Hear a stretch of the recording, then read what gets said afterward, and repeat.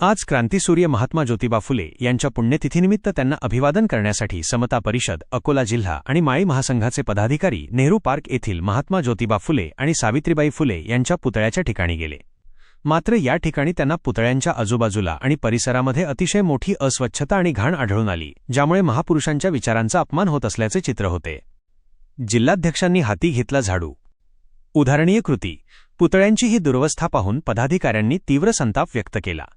मात्र केवळ टीका न करता आयोजकांनी आणि उपस्थित कार्यकर्त्यांनी स्वतः पुढाकार घेत स्वच्छता मोहीम सुरू केली. गजानन महेशने, समता परिषदेचे जिल्हाध्यक्ष, यांनी स्वतः हाती झाडू घेतला आणि पुतळ्यांच्या आजूबाजूला साचलेली घाण स्वच्छ केली.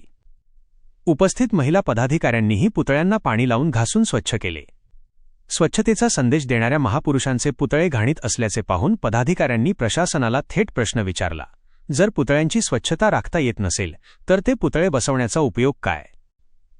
नालीवर बसवलेले पुतळे, प्रशासनाच्या नियोजनावर प्रश्नचिन्ह. या परिसरात संत गाडगे महाराज आणि महात्मा ज्योतिबा फुले यांचे पुतळे चक्क घाणेरड्या नालीवर बसविण्यात आले आहेत. नाल्याची दुर्गंधी आणि घाण बाजूला साचलेली असल्याने महापुरुषांचा अवमान होत आहे.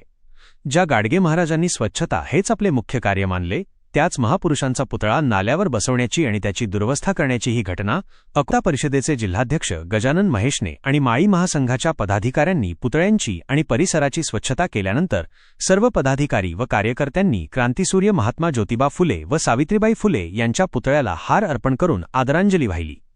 आमच्या चॅनलला सबस्क्राईब जरूर करा.